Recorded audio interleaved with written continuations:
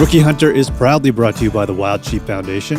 If you'd like to join their mission to put and keep wild sheep on the mountain, you can go to wildsheepfoundation.org, become a member, renew your membership, or become a lifetime member. You can even get yourself some badass WSF merch. All of that can be found at wildsheepfoundation.org. And while you're there, check out Sheep Fever, the official podcast of the Wild Sheep Foundation. Rookie Hunter stayed connected all season long with Zoleo. If you're in the market for a new satellite communicator, go to Zoleo.com, that's Zoleo.com, and get yourself a satellite communicator you can rely on. And of course, we're partnered with our friends at North Arm Knives. The spring season will be here before you know it, so head over to northarmknives.com and get yourself a blade.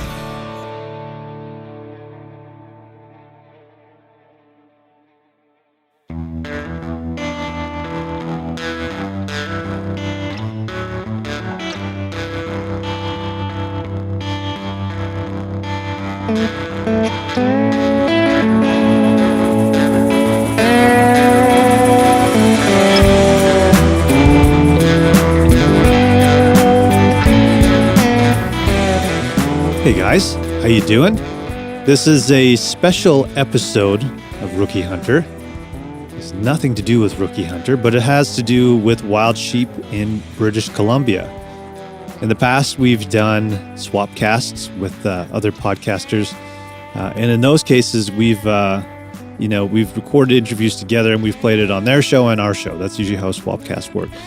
So I'm not sure if this technically falls under the category of a swap cast, but I am playing you an episode of Sheep Fever that aired last week. I wanted to give it some time between them releasing it and me reposting it on our feed. But Sheep Fever is the official podcast of the Wild Sheep Foundation. They are our partners and our sponsors, and the reason why we're able to do this show.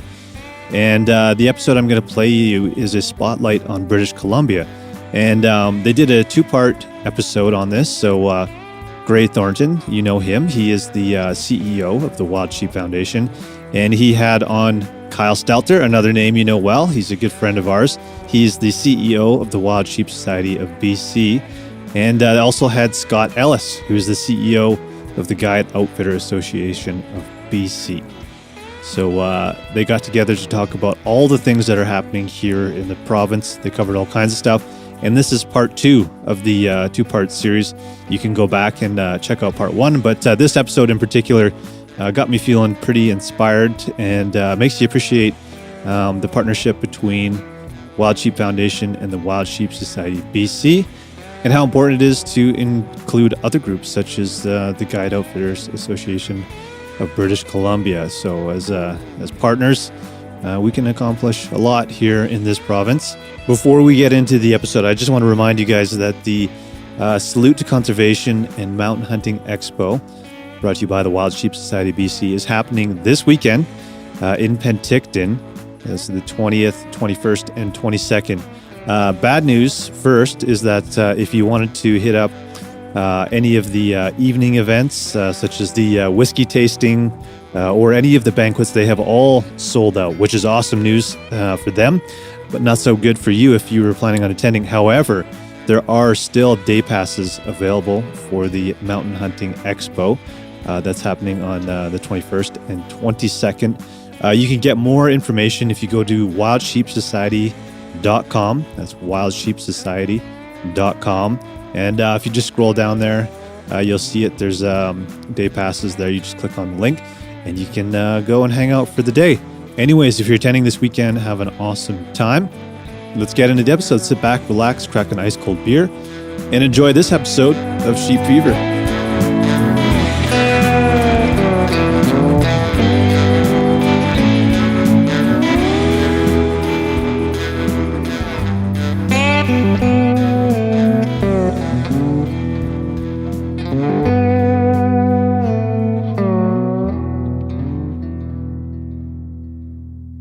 Well, hey, gentlemen, great to be back. This is part two of the Sheep Fever podcast, focusing on beautiful British Columbia. And I've got Kyle Stelter, CEO of the Wild Sheep Society of BC, and Scott Ellis, the CEO of GOA BC, two fabulous affiliates and partners of the Wild Sheep Foundation. And we covered a lot of ground on the prior episode, talked about our shows, talked about upcoming events, talked about just some fun stuff. And now we want to get kind of into the deep into wild sheep conservation in British Columbia. Maybe some facts. Interesting enough, I was on the Meat Eater podcast yesterday, and I was singing the praises of British Columbia and saying, wow, they've got two thin horns and 1 to 2 big horns, depending on how you want to cut it. And they had actually no idea, which surprised me. But maybe there's others out there that don't know that, British Columbia is home not only to Dall sheep and stone sheep and bighorn sheep, but also the home of the California bighorn. So maybe we dive into that too. But anyway, gentlemen, welcome. Thanks, Greg. Good to see you again. Yeah, always good to be on, gentlemen. Always a good time. Well, let me just open it up. What is the state of wild sheep in the province? Good news. Maybe we hope better news, and maybe even in some cases, not so good news that we're all dedicated to working to improve. Yeah, absolutely. It's an interesting time, and there's certainly never been as much work done in the province for wild sheep than there currently is right now. And I think there's little pockets of success and little pockets that we need to do a little bit better work on. But Scott, what are you seeing from the outfitter side of things? What are you guys? You guys would be certainly the experts on the thin horn side of things, and I'm curious to see what you think of it. I'm not sure if I'm an expert on anything sheep, but happy to have the conversation and talk about what folks are doing. One day when I grow up, I'll be a sheep hunter. But there's some great thin horns killed this year. And I don't know. In some cases, you want to keep them a secret, and in other cases, you don't. And there's pros and cons for both of those thought processes. What I'm excited about is we're collaring more thin horns. I think that we have recently. We've got some really cool projects, potential transplant or future transplant projects to, traditional thin horn sheep. So specifically stone sheep translocations into potentially new areas. Significant involvement from the local nation and nations. So, I'm excited. I think there's some good focus on sheep. I think that we haven't done any translocations in a long time. Pretty pleased with, the lead biologist and that team. Krista Sittler is a rock star in my mind. And when she's leading that with the Tackle Nation about what that might look like, what baseline she needs around habitat, weather, and predators in the area, and risk, and really thoughtful about what predation might look like, and the reasons why they're not there anymore. And the chief's pretty keen to translocate some stones into that territory. So I think stuff like that is really fantastic news. Kyle, Wild Sheep Society of BC is kind of the tip of the spear, and without question, in the province on searching out, seeking out, and then executing on projects that benefit the thin horns, and obviously the big horns down south. We can talk about that too. But Wild Sheep Society of BC has been doing a lot of work. We sadly tend to focus on disease, and I say sadly because it's what impacts us. But there's so many other things, habitat, improving habitat, but also access to habitat that can be an impediment, but also nutrition. And Kyle, you and Wild Sheep Society of BC has been doing some pretty exciting work on stone sheep nutrition. Any thoughts on that? Where does that taken us? Yeah, it's great. There's a lot of, it's interesting that there's so much work to be done for our thin horns, and there's a lot of work being done, a lot more that can be done. And so Landon Birch is leading a project in 7A around stone sheep, and he's doing really good work around nutrition, and it's a multi-year study. He's getting funding through a number of sources for that project, and so we're getting a really good idea on numbers in the area. So we're doing surveys and looking at lamb recruitment, and then we're also seeing we're collaring these ewes, and we're getting really good data on how nutrition's affecting that. So we're trying to think outside the box on a lot of these things. We've had a lot of issues, as we know, with stone sheep maybe aren't quite the numbers we think they are. We haven't done a sort of a northern wide survey. We don't really know all the numbers, but they're probably less than what we think they are. We've sort of discussed that in the past, Gray, as you're well aware. Sure. And we're just trying to really focus on concepts that we can do to, Scott talks about it all the time, habitat and predation. If they've got a good place to feed on and they have no predators, they're going to thrive. So, obviously those are the two main drivers, but, there's things that we can't control, like these climate events, these ice events. We're seeing what's happening in Alaska. That's certainly impacting British Columbia in some capacity. I'm sure that's affecting our numbers in some way, shape, or form. But I feel like in many ways it's really early days on these. We're really grateful the foundation through the grant aid process has supported that project that Landon's leading with stone sheep, and I think it's going to provide some really, really valuable data. As you know, Gray, in BC, everything is sort of First Nation centric. We've got this new strategy together for wildlife.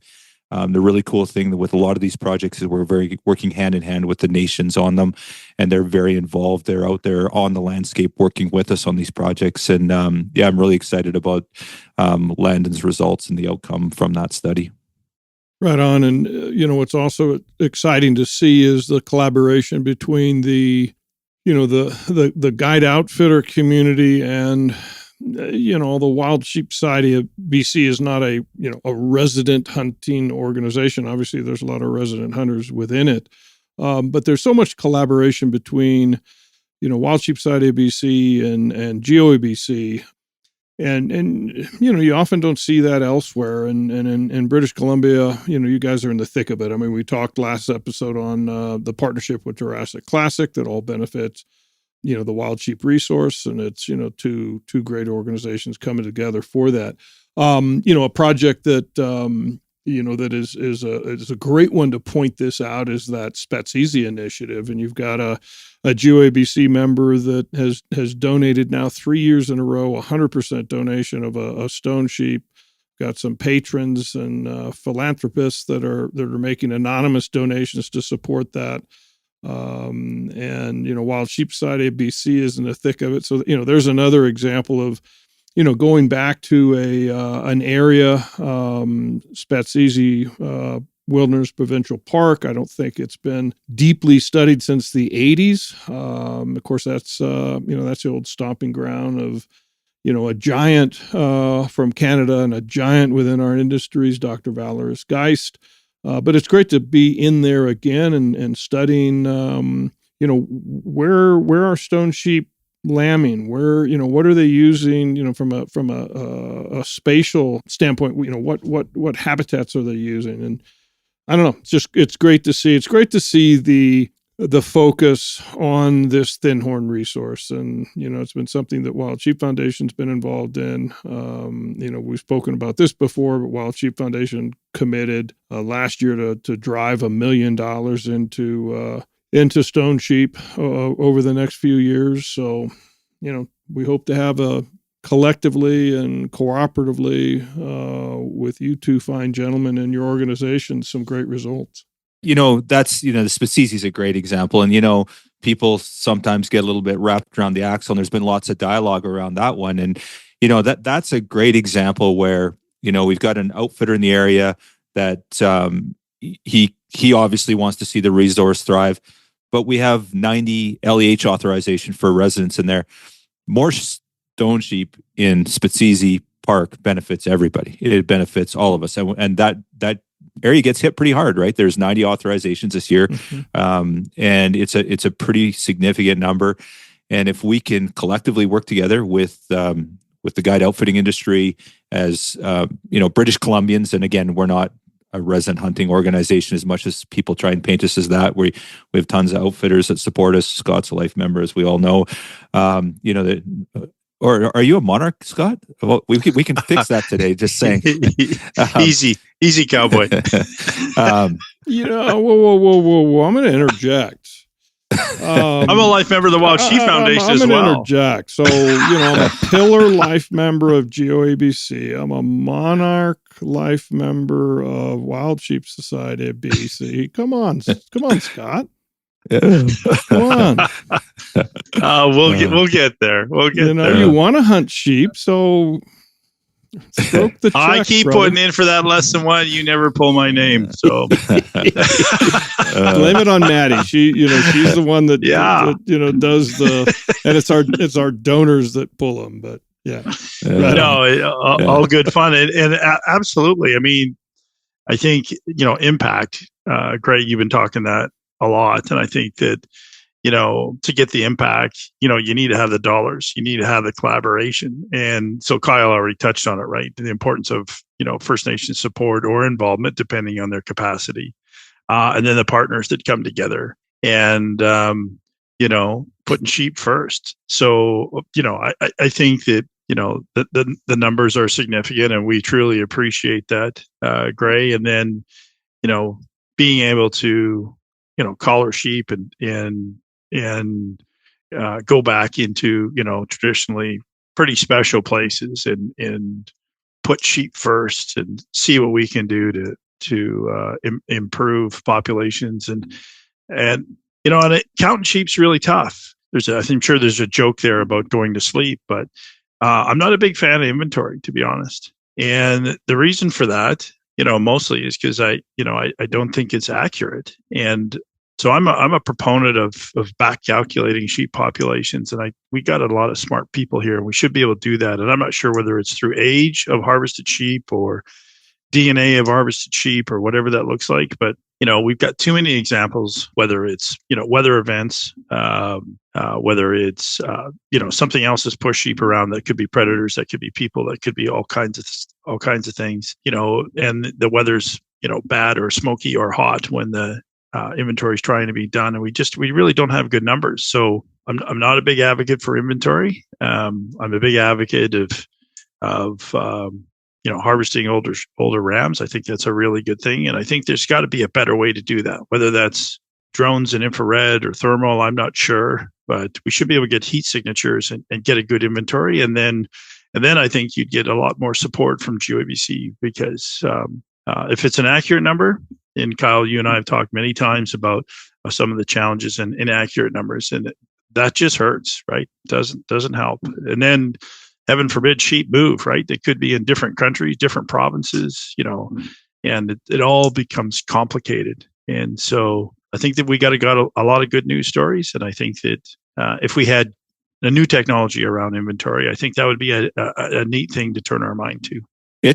It's a new age for wild sheep. Absolutely. That it just is, things have evolved. There's a lot of things that have changed. Gray, think back to when you started with the foundation 15 years ago and where we're at today.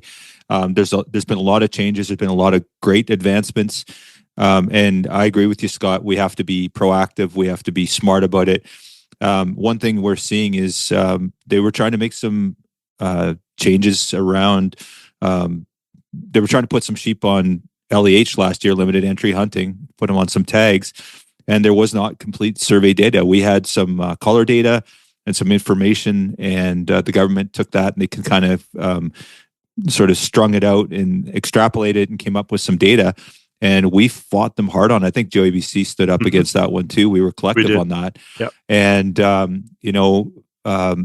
they just didn't have really good data. And so one of the things, Gray, they did surveys back in the day. I'm not sure when the last survey was, but it was certainly over a decade ago. Survey work was done. A lot of these sheep were high elevation time of year, a whole bunch of stuff like that. What we're seeing a lot now is the sheep are down lower. They're in the trees. They're, maybe it's because of pressure or certainly time of year is a factor as well. And so the inventory data is just not accurate. So we've got, that study that we talked about with Landon Birch in 7A, where he's on the landscape and he's seeing sheep and he knows where they are. and they're doing survey work, and they're not even surveying the area where a lot of the sheep are at. So they're getting incomplete, incomprehensive data, and then they're making management decisions on that, which we're really, really, hey, if you've got really good sound data, you have a high confidence level, and you've done a good job, no problem. And we need to shut it down. We'll shut it down. We'll be all over that.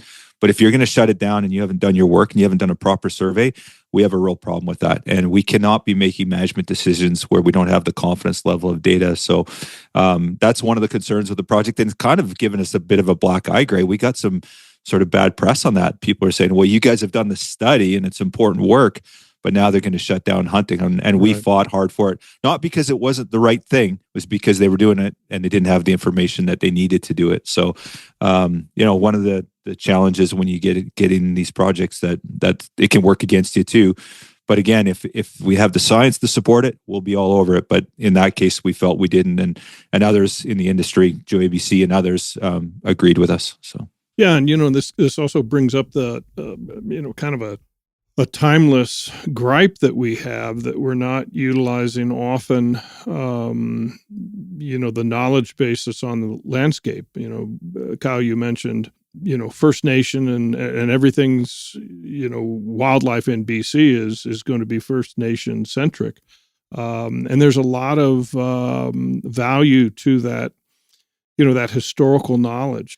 And there should also be value placed on, that resident hunter, that citizen scientist, or that outfitter that, has been operating in that area for, 20, 30, 40, or maybe it's a family for 60, 70, 80 years. And that should be taken into account as well. And so, we partner with the ministry. We respect and appreciate our biologists, but we also know when things aren't right. And when you're surveying an area at a time of year, the outfitter or the hunters that are in that region know that, well, the sheep aren't there that time of year, or the moose or the caribou or whatever.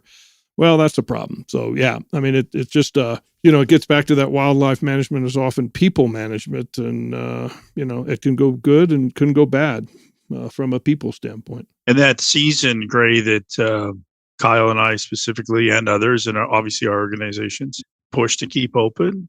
I don't remember, Kyle, do you remember how big? But I know that a couple of big rams were killed there, and so I keep going back to the same point. It's like, well, is that the only sheep that were there? 2 big crankers?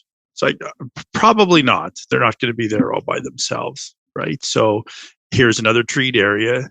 We have some information that some of those will travel like north of 100 kilometers. And so you can't find them in the trees. And so here, that opportunity was stayed. And, what we proven there was, there's some big sheep there. So if there's big sheep, I'm kind of a bell curve thinker. The big part of the bell curve there's a bunch of other sheep in that area. We just got to find them. We got to count them. And I'm not sure why they weren't found on that particular day, but if you talk to the outfitter, I don't know what the local nation says about the number of sheep in that specific herd, but the outfitter is extremely confident in the sustainability of the hunt, and he's proven it. So, again, if you can produce, really puts another big question mark on the accuracy of the incomplete inventory, and that's the ground we stand on, right? So if the inventory is good and solid and we support it, and you're going to close the hunt, so be it. But if it's not, and there's a bunch of question marks around it, and you're still seeing sheep and killing big sheep there, it's like, oof, well, maybe we don't have it all together.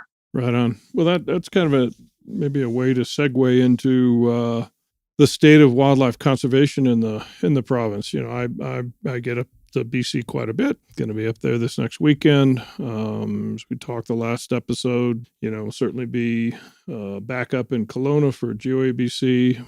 And I, as an outsider, I don't want to be, I'm not going to be critical, but I will say that it is hard to keep up with the alphabet soup name of the ministry that governs wildlife in your beautiful province. Now it's Walrus, Waters, Lands, and Resource Stewardship. That's actually a great title. But Scott, I was at GeoABC the last 2 years, and a lot of different faces on stage when you do your government day, and it appears to me that there's a lot of turnover in that ministry, and that's concerning. So how this might be maybe not a topic you guys want to dig into too deeply, but where do we stand? How can we make wildlife a priority in government in general, but also maybe have that ministry up its game? There's some fabulous employees in there that are so dedicated and so focused on not only the wild sheep resource, but the entire wildlife resource and their habitat. And I always want to make sure that we got leadership in position that allow them to do their jobs and do it well, and provide them the resources that they need to do it. Yeah, I mean, this can be a podcast all on its own. British Columbia's government, right? So you would have saw last year at least Lori Hall's deputy minister, and firmly admitted that she didn't know a lot about wildlife or outfitting, but just seemed to be a whole bunch of people pretty passionate about the resource. She does have she has kind of three principles that she stands on. One's environmental sustainability, and so I think that aligns with us. I had no problem with that. Supports First Nations reconciliation and how to advance that, and so check that box as well. And then she also has a kind of a economic development and a perspective, and I think perfect. So how do we do that? And so I think it's up to Kyle and myself and others to help educate. She's been around the government a while. She's an incredibly sharp lady, so I think that's good. Yeah, we had a recent election in October, so we have an NDP government and supported by 2 Green seats, very thin majority, but majority nonetheless, and a brand new minister, which I think Kyle and I talked to on a call yesterday. So comes from a farming background, at least as a kid. Her husband's a biologist. Her daughter's a biologist, works for the Haida Nation. Reconciliation is important to her, and making sure we steward the resource, all the resources very thoughtfully and carefully. So the best part of the Waterlands Resource Stewardship she likes is the stewardship piece. And so I think we can lean on that. I think that we can help because, that's it's not necessarily her forte, but it gives us an opportunity. And I mean, just the changing over of elected officials and as well as the bureaucrats, it's something we do deal with. And it's our job, I think, Kyle, correct me if I'm wrong here, that it's our job to raise the profile of wildlife in BC and how important that is. Yeah, I can't disagree with anything you said there, Scott. Gray, you mentioned the new ministry, and I think that's been a particular challenge, to be frank. I don't want to be super critical of the government, and I am emboldened by what I heard speaking with the minister yesterday, those calls that Scott and I were on. She certainly has the right attitude, and sort of she seems to really want to work collectively with stakeholders or collaborators in the industry in Waterlands Resource. So that's encouraging. But the transition to the new ministry has been a bit of a struggle. There's been there's no secret that there's been some budget challenges, and then of course we're in a new sort of fiscal year, and we're looking at decreasing revenue, sort of the threat of tariffs, and I think our provincial government has got to focus on social values, which is great. That's obviously really important to make sure that our citizens are taken care of. But I don't know that there's such an emphasis on the wildlife. And I think that, to Scott's point, that it's our job. We have a new minister now. We have to work with her. She seems passionate. She's saying all the right things. So if we can, as stakeholders, work with her, work along the nations, that, it can be a good time. But I feel that the transition to the new ministry, I feel like didn't go quite as smoothly as I would have liked to have seen it personally. So, and that obviously impacts not only wild sheep, but all wildlife. And Kai, you spoke on the dollars. That in itself is a good segue. And I'm guilty of this. We tout. I think we all are. We tout the dollars that we drive into wildlife conservation, and I sound like a broken record repeating numbers. And Scott, you picked up on this, been really of late, and it was really a businessman that kind of nailed me on this. It was a year ago in July, and I'm at a development meeting in Denver with a couple of our development committee people and leaders. Three very, very successful businessmen in the room, and we're talking about how we're going to fundraise for the future, quite frankly, for our endowment, and which basically provides funding in perpetuity, university style, if you will. And one of the guys asked me, well, Gray, how do you measure, Wild Sheep Foundation's success? And we had just come off a record year of fundraising, but also fund giving, the grant and aid and the dollars that we direct out. And, to tout the number is $11.1 million. And that's beats the prior record of $7.58 million the prior fiscal year. So again, now I'm talking numbers, and I'm just about ready to say the number. And he looks at me and he goes, and you're not going to spout out some number of how much money you gave away, are you? And I went, uh-oh. And it really made me think. And he said, what I want to know is, what did you do with that money? And what was achieved with that money? And, that's a real tough one for a nonprofit like us. Wildlife biology is science, but it's not, well, we fed that many more kids, that are hungry, or we built that many more homes, or we, in many ways, it's almost like, cancer research, we funded this research and we're trying to, make some gains. Well, what are they? Well, that's nuanced. And so, that's something that we as a foundation have been really trying to focus in on, is what is the impact of our dollars? What's the, we call it, what is our conservation impact?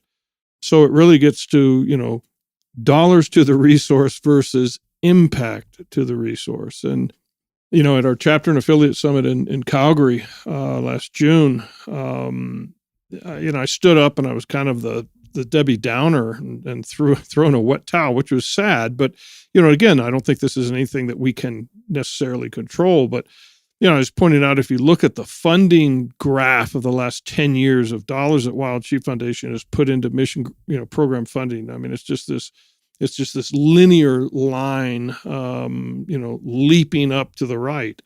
But sadly, and we've kind of touched on this, kind of depending on your jurisdiction, depending on the range, depending on where, you could probably make the argument that, of the last, even 7 years or so, sheep numbers in some cases are really going down.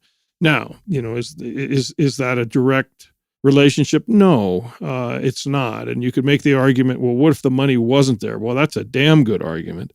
But it's something that I'm struggling with as a CEO, and I imagine you two are struggling with as CEOs, is how do we, I don't want to say justify, but in many ways it is, but how do we reconcile the fact that, even though we're doing very, very well fundraising and driving money into the resource, what happens when that resource doesn't respond?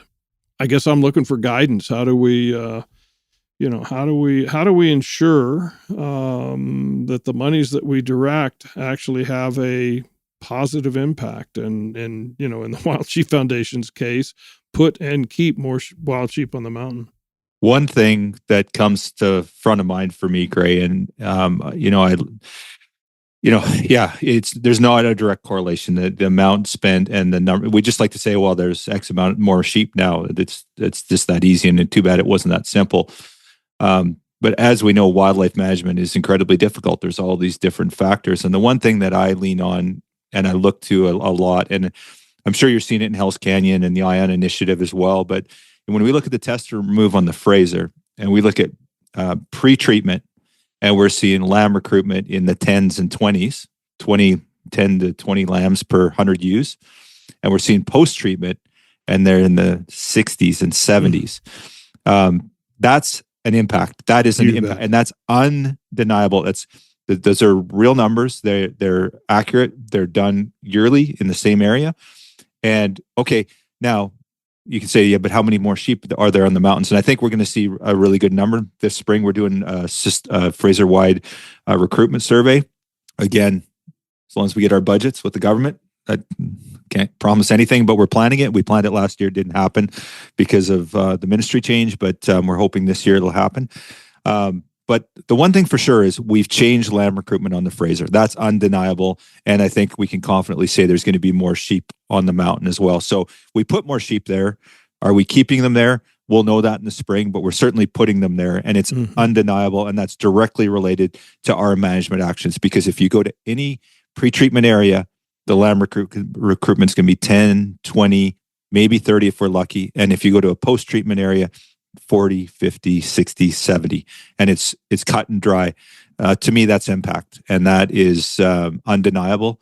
And I feel, and maybe there's some things going on there. Maybe there's a really high predation rate. And that's things that we're working on too, working with nations on that.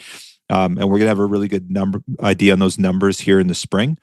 But I'm really hopeful for that. And when I see something like that, it really makes a difference. And I think that, to me, that's impact. Huge. Yeah, 100%. It's probably the one that has the very cleanest metrics, right? I think it's sheep that we can get to, sheep that we can capture, sheep that we can count. When I start thinking about other places, it's definitely not as tangible. Right? It really is a little bit more difficult. Like when you spend whatever it costs, incredible amount of money to put on a prescribed burn, you create good habitat. Do you know exactly how many animals were there and which animals and where they are today and tomorrow? What does that look like? What are all the threats to that population, right? So, yeah, really tough to measure. So I think you've got tangible ones like the test and remove, and then I think the other ones are a little bit, intangible. Maybe they're good initiatives, doing the right thing in the right place with the best information. I don't know that you can actually say, well, they're tough to count, I guess. So let's keep putting the dollars forward and let's keep improving so that we have more impact and maybe we have more examples like this, right? And I don't know this. There's some great conservation stories, but the test and remove really is a pretty special one that everyone involved should be really proud of. Yeah, it's draconian, but it works. And I, one of the things that's a challenge, as a businessman, I'm not a biologist, I'm a businessman, is, kind of the temporal side of it. This is long term, and Kai, you talk about recruitment, lamb recruitment. Well, you can have disease episodes that last on the landscape for 20 years, 30 years. And it's going to take 20 years and 30 years to reverse that through this relatively novel test and remove protocol. And it is working. We're seeing it on the landscape, and that's great, but it is a long-term thing. And we're, I've now been, there's 2 years for you, Kyle. It's actually been 17 years now with the Wild Sheep Foundation. And, I've seen up and down on sheep numbers, but that's actually a small period of time when you look at, a wildlife population, either, a peak or a valley. And so that's frustrating. And we need to recognize that. And I have to remind remind myself of that, daily, I guess. It's interesting. Kevin Hurley, the now our Vice President of Conservation Emeritus, we bestowed on him that title at our recent sheep show. He likes to point out, and he's a very well recognized biologist and wild sheep expert, and he likes to point out kind of an inverse. And he says, "Well, can you imagine where we'd be if we weren't directing the dollars there?" That too is very truthful. So I don't know, one of the things, and, Kyle, look forward to welcoming you back on the board of directors of the Wild Sheep Foundation. It's one of the things we're going to be looking at over the next couple of years is how to tell our story better. We've been focused on that for, forever, but certainly trying to do a better job of late. And I hope that's, those are those things that we can strategize as a board on, how do we tell our story? How do we share the good work that we're doing in a truthful way, obviously, but in a way that resonates with member and non-member alike. Yeah, tough job. The one thing that I always sort of hang my hat on, and maybe incorrectly, but I look at where sheep were in the 60s, and bighorn sheep, what was the number? 25,000, and we're knocking on the door 90,000, pushing 100,000 now, and there are success stories, but we're impatient, right? But you talk to First Nations, Scott, you seen John Henderson on the call yesterday. We talk about 7 generations, right? And we're an impatient bunch, and we're doing great work for the future. And the one thing that always comes back to me is like, what if we weren't doing this stuff? Like, what if we weren't doing it? Like, it is making an impact. Some of it's hard to tell, some of it's hard to show, but boy, what if we weren't doing these things that we're doing what if we weren't taking these actions, investing, caring, telling the story, creating awareness, sharing our story outside our community, getting people excited about the resource. And there's some examples out there. Look at caribou. It's just. I think it's important that we're proactive, and maybe we don't have the immediate results, or we can't tell the story the way we want to. But man, I'd hate to see if we weren't doing what we're doing, what it would look like. Yeah, for sure. For sure. Speaking of Freudian slip, maybe speaking of grizzly bear, any movement on the reinstating a grizzly bear season in the province? This is how it happens, right? Yeah, Kyle, you look at me, you don't think sheep, you think grizzly bears. That's the way it is. We were headed to trial, full steam ahead, for October the 15th. And the short version of this story is the widow of a past president of GOBC was going through her storage locker, and the class action that has about 80 outfitters, led by Ron Fleming, in a class action against the province, is contingent on basically duty of care. It's the special relationship between outfitting and the province. So, easiest analogy that I would use, and I don't think I'm going to get any trouble here. So, if you're a taxi licensee, so you have your taxi, and Uber comes in, right? So the taxi industry, or the person that owns the license, does not have a special relationship. The province does not have a duty of care, and their position that they're elected to govern and will do so stands. However, we've been able to demonstrate so far that we have a different relationship, and there is a duty of care. And the back and forth between outfitting and the province is truly a special relationship. So in that manner, we were looking for some documents, and you got to understand that these documents would be about 25 years old, and so Lorna Mickelson was going through a storage locker and came through a couple of banker boxes and a couple of laptops. And she said, I think this is what GOBC was looking for. And so, needless to say, her first, she made the call. I'm not sure when the call came in, but she took the 2 laptops down to Best Buy, and she told Geek Squad, hey, can you fix these things up? And so I guess she got a call back saying, no, it's way, way, way too much money. They're not worth anything. When the message got through the lawyer, she's on the horn telling Lorna, get down to Best Buy, get those laptops. We need all that information. It doesn't matter what it costs. We want the emails and the correspondence. We want the banker boxes. And I don't know what was in discovery, but however, it was enough for Ron's lawyer, or I like to say our lawyer, say, you know what? We need time to be able to fully understand all this information and then provide it as evidence. So pretty excited about that. We do not have a date in 2025. It's been a long time. We're at 7 years and counting.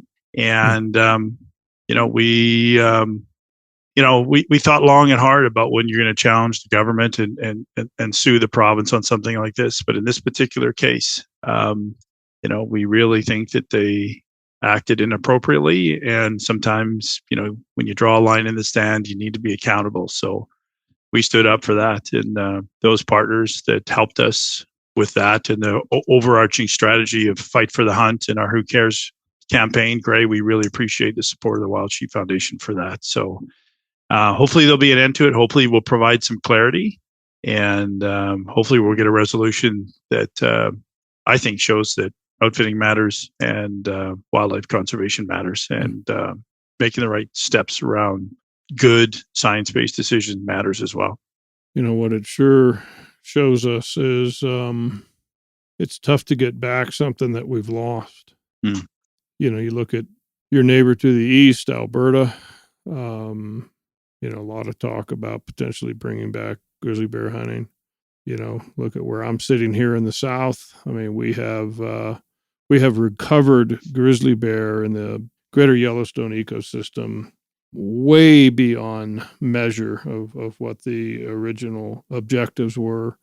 The other side just keeps moving the goalpost further and further back, changing the law, changing the rules, changing the sidelines. But basically, this was our objective. Well, yeah, you met it maybe even 10 years ago, 20 years ago, but now we're going to move the objective, and it doesn't really matter. And it gets back to that. The science doesn't even matter. It's just the emotion. So yeah, it's a tough one. But I tell you what, it should be a one hell of a wake up call for all of us, and anyone listening to this podcast, is to fight for what you have, because once you lose it, it's pretty much gone. Yeah. There might be a few rosy pictures out there of something that we've lost that we've been able to bring back, but not too many of them. So, again, just a mindset. You look at the coalition that happened in Colorado, Prop 127. It was an effort to eliminate mountain lion, bobcat, and lynx hunting. And I want to put an asterisk around lynx hunting, because lynx hunting is illegal in Colorado. So, but if they, the anti-hunters lump lynx in there, that somebody would go, "My God, they're hunting lynx." Well, no, we're not. But why don't we just ban it anyway, even though we're not hunting them?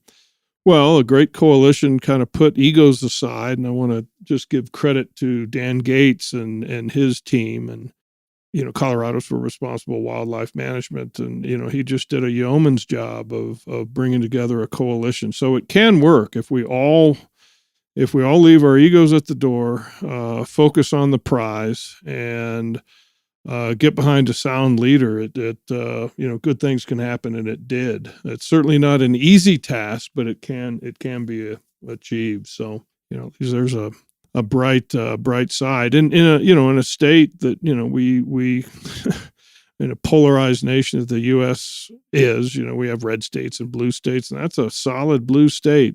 And you'd think that would be an area we'd lose, and we have in the past, but we certainly won this one. And we is a broad we. A lot of great people. But again, shout out to Dan Gates and his leadership and the lobbyists and the team that was put together. So it can work.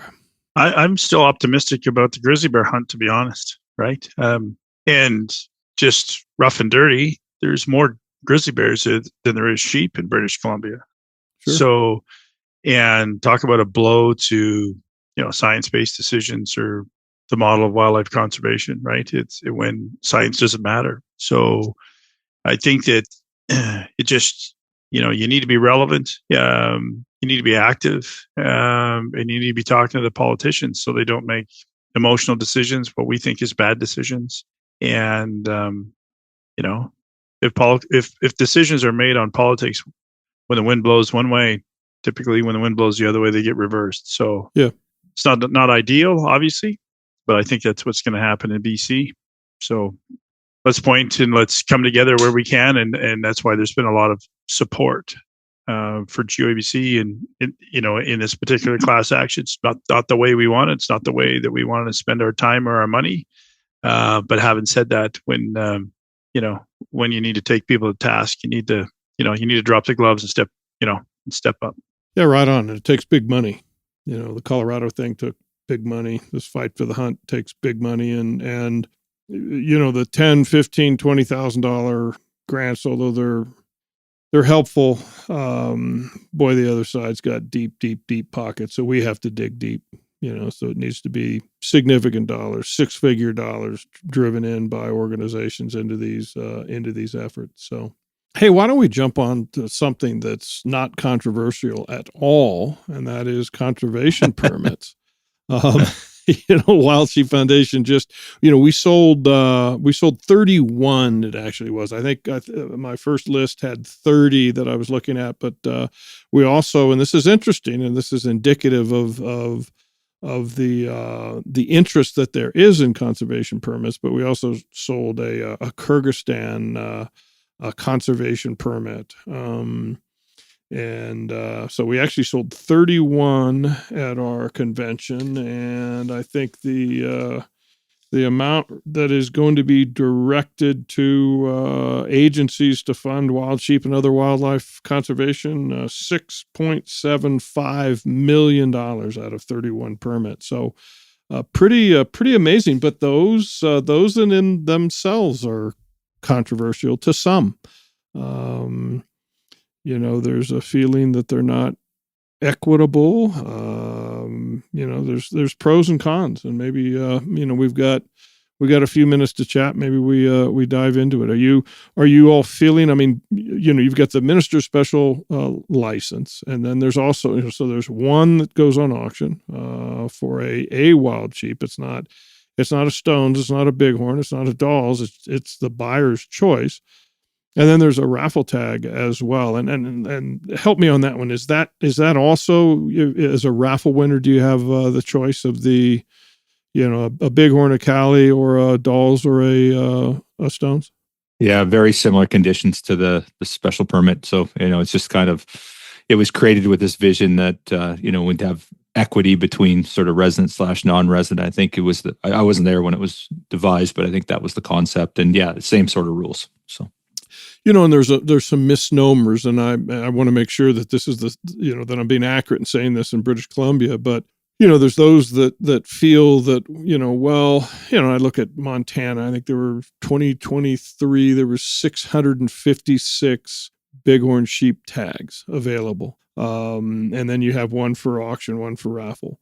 Well, the one for auction, one for raffle are in addition to that 656, and it's by it's by the legislature. I was asked yesterday if two's okay, why not 10? Why not 20? Isn't or if that's the case, then why are we only giving 656 if we couldn't give 658 to the general populace? And and I answered that, hey, the whole thing is done by biologists that come up with their allocation, and then they look at, what would be an insignificant increase and may or may not add that to the pool. So it's additive, not, subtractive to the tags that are available. But it's still controversial, and there's efforts at foot to move away from an auction tag to raffle only tags. And anyway, what's your all's thoughts on those? Well, I mean, I don't know, Kyle, if you have the numbers for the BC raffle for the BC resident. I've bought those tags before. I'm trying to think how much money that they raise. I want to say it's in the neighborhood of $30,000, right? So on a good year, yeah. Yeah, that's Canadian.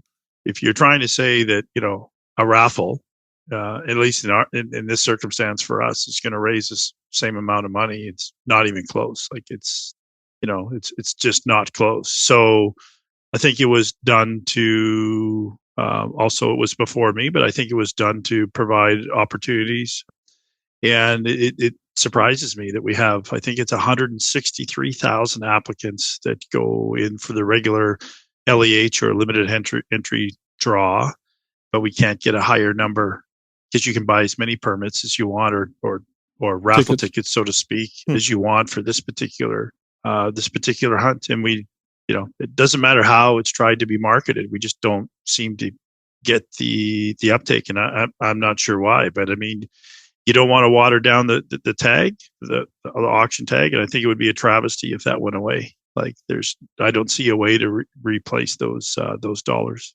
Yeah. To be clear, I mean, in the last 3 years, the sale of the special minister's license is driven $828 $100,000 US to Habitat Conservation Trust. So, 230, 365, another 233. So, I mean, obviously the money's there, but to some that still doesn't matter. And, I think a great deal of that is just it's kind of the social license again. And there's this, there's this envy, jealousy, if you will, of, somebody's getting something that I can't afford.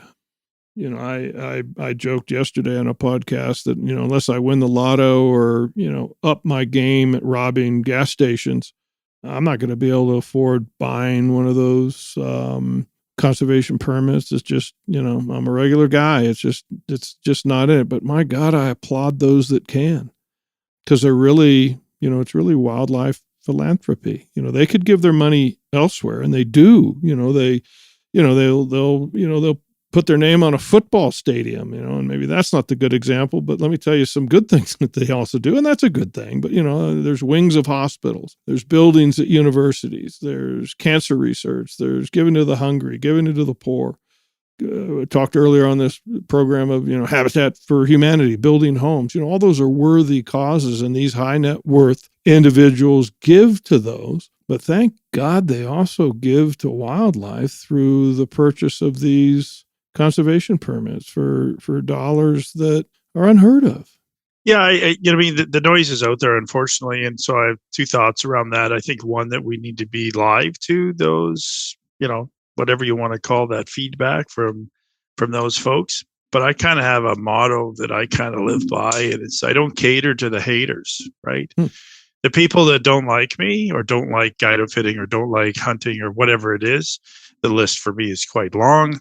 I am who I am. Like, this is the best I got. So I just, continue to try to take the high road and do the things that we do for conservation or for wildlife or whatever. And just cater to the haters. GOABC does not have 100% of the outfitters as members.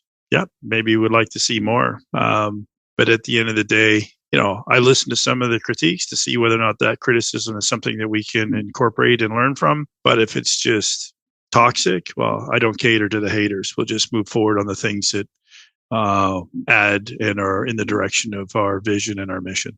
Yeah, I think it is. It's especially the keyboard commandos, and, Scott, I know you deal with them. I deal with them. Kyle, you deal with them. You when you're a leader of an organization, you make decisions. Some of them good, some of them not so good. I wake up every morning and hope that 51% of the decisions that I make are the right ones, and hopefully I don't make too many real bad ones that cause me to then spend the whole next week or year fixing it. But you put your head above the fence. That are those that are just going to want to shoot it. And that's okay. And look at the dollars that are raised for wildlife conservation from these conservation permits, and it's you cannot often physically sell enough raffle tickets to come even close. It just is what it is. If we could figure out a great, equitable way that it works, fine. We'll certainly do it. But right now, it's the best thing going, and the numbers don't lie. You all speaking of $30,000 for the Minister Special Wild Sheep License and raffle, and it's bringing $230,000 to $350,000 or more, and should bring more, quite frankly, to the Habitat Conservation Trust, which goes right back on the mountain for wild sheep conservation. Those numbers can't be argued with. You look at, even our sheep show raffle. I mean, we made a lot of changes to that raffle to try to make it honestly more profitable. Why? Well, sheep hunting's expensive. And when, we for the most part have to buy these sheep hunts that we're offering on raffle. Do we get a little bit of a deal sometimes, but not a great one. When stone sheep hunts are selling for $100,000 and bighorn hunts are selling for 110, and Doll sheep hunts now, many of them are at 45. you just can't physically sell enough $20 tickets or $5 tickets, or, pick your poison. We, in 2024, we're selling $20 or $40 tickets. You just can't sell enough in 3 days. And then, you look, I know BC has really, really specific raffle laws. And, I know Alberta has specific raffle laws, and I'm sure they're slightly different than BC. Well, I can tell you that in the U.S., about every state has a different law when it comes to raffles. And so for those that say, well, we want to raffle this off, it's much more equitable. Well, do a little bit more research. I mean, Washington state residents cannot, by law, participate in an online raffle outside of their state. Period. So is that fair? So you now just wiped out Washington. Well, Hawaii is the same thing. Pennsylvania has certain laws that, you can't. Nevada does. I mean, Nevada, gambling state. Well, big gambling states want to protect that revenue stream. If you're going to draw the winner in Nevada, a Nevada resident can't buy online. So, as an organization that does these things, and we all do, 3 of us on this call run raffles. We have to be mindful of it, and often we can get caught up unwittingly in stepping on something that we shouldn't. So I don't know. It's a unique situation, I guess. The bottom line, and as Stephen Ranella said yesterday, really digging deep into this, it looks like the benefits outweigh the burden. So until there's a better mousetrap, let's stick with it. Amen. Yeah, I think for me, Gray, that's the big thing is people whinge about it, and okay, fair enough, but give me the alternative. Give me a solution. Because what do we care about? Do we care about the resource, or do we care about like somebody that I don't even really know what people are really looking for? Like it's and it's one tag. It's not a system of things, right? There's a lot of good that benefits a lot of locals, British Columbians, and industries by putting that money back on the mountain that's coming from that philanthropy like you talk about. And if there's a better solution out there, somebody has yet to show it, because nobody can do that. They make the argument of raffles, but it is not valid. It does not work. Talked to Charlie Kelly. We did a podcast on this earlier around Arizona, and Arizona had one of the most successful raffle programs out there, and it just doesn't scratch a sniff on what these permits are doing for the resource. So yeah, and Kyle, I think you just nailed it. If we have our eye on the ram, ewe, or lamb on the ridgeline, and if the objective is to raise the most money for that resource, then why are we arguing of finding some quote unquote more equitable way to do it that's not generating the dollars that we could? So, if the focus is equity, well then fine. Why are we even just why don't you just put everyone in a pool and draw a name and go, well, it's free? No, the idea is, and I made this statement yesterday, you tell me one agency, provincial, tribal, state, federal, that has too much money. You show me one wildlife population that has more money than it needs, other than maybe grizzly bear in British Columbia, because more has been spent on grizzly bear than anything. And guess what? We can't even hunt them. But, seriously, I mean, you show me one species that has more money available to it for its conservation, its enhancement, and even its protection than they need. None. So what are we arguing about? I don't get it. Bottom line, it's envy, it's jealousy. It's, well, I can't have it, so I don't want you to have it too. And I don't know. I don't live that way. It just is so foreign to me. You know what? I don't drive a Ferrari. I drive a 2017 Toyota pickup that's got 156,000 miles on it. I'm going to put another 156,000 miles on it. And if you drive a Ferrari, right on. Hey, it will just get muddy going up to my house. So, there's my justification, but I can't afford it. Okay, so what? Move on. Yeah. The one thing that I really, and this is a BC centric thing, it's different in different jurisdictions, but that money goes to the Habitat Conservation Trust Foundation. And we have that money is outside of government. And we have revenue from our tags that doesn't go there. It goes to the general populace. So it goes to, I don't know where it goes, but it doesn't go to wildlife. It maybe goes to healthcare. And I'm not saying that it shouldn't go there, but the one nice thing about this special permit and the raffle that we do in British Columbia is that gets redirected to the Habitat Conservation Trust Foundation. That's a foundation that has stakeholders and board of directors, one of which is Scott. And Scott got special sheep steering committee, which the Wild Sheep Foundation, Wild Sheep Society BC, BC Wildlife Federation, the GOABC all sit on that, and we direct that money towards the resource. And to me, that's a good thing. And if the government takes that money, who knows where it goes? Because not all of it should be going to where I think it should be going. So to me, that's another really strong argument for what we're doing here with the permit. Couldn't agree more. And it's interesting on that Meat Eater podcast yesterday. I spoke of BC being, one of the jurisdictions that does it right. Another one that does it very, very well is Wyoming. There's a Wyoming Governor's Big Game License Coalition, and it's a coalition of stakeholders. Wild Sheep Foundation Wyoming chapter has a seat on it, as does mule deer, as does elk. I think the moose guys do, some prong, and it's a group of stakeholders, and that money goes there. That money's dished out only towards the wildlife resource. Nevada does the same thing with its heritage tags. And, Steve goes, well, can you tell us ones that don't do it well? I went, no, but they're out there, they're out there. And we need, as a community, it's certainly something the board of directors of the Wild Sheep Foundation talks of, is how do we ensure that those incredible amount of dollars that we raise off 30 to 31 tags and direct into these agencies go where they're supposed to be and hold them accountable.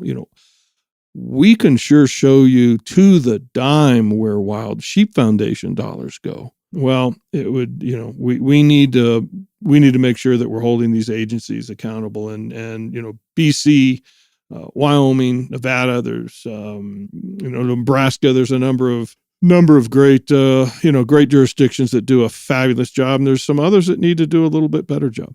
And it's up to us to make sure that happens, because that too is going to help us. If it's transparent, that it's going to the resource, that lessens the angst of some of the envious and jealous, or those that maybe even rightfully, and in this case, I guess it is rightfully, say, hey, well, who gets that money? And then it's up to us to educate people. And that's telling our story. That's telling our story better. Well, hey, gents, Kyle, you got a couple big events coming up. Deep in the preparation for. Scott, you do as well. So great conversation, gentlemen. Really, really enjoyed it.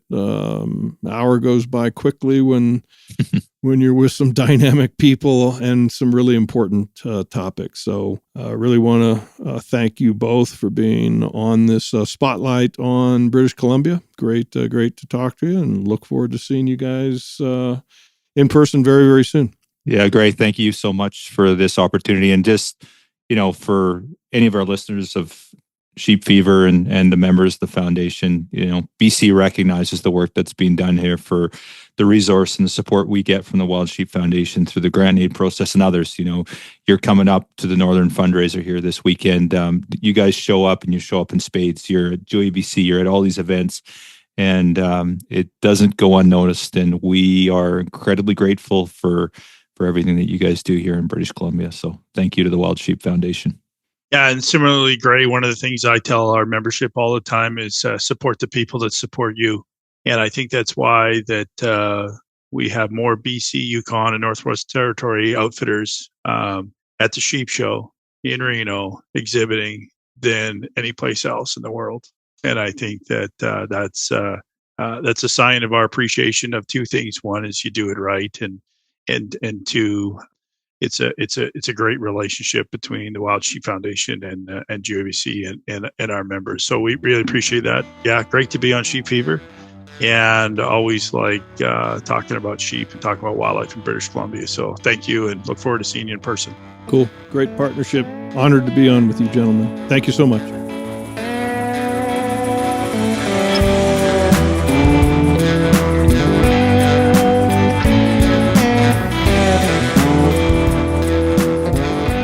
Oh, there you go. Episode 172, the episode of Sheep Fever. Hope you guys enjoyed that one. Please subscribe to Sheep Fever if you're a sheep nut like we are. They have a ton of good guests. Shane Mahoney's a frequent guy on there. Lots of names you would recognize.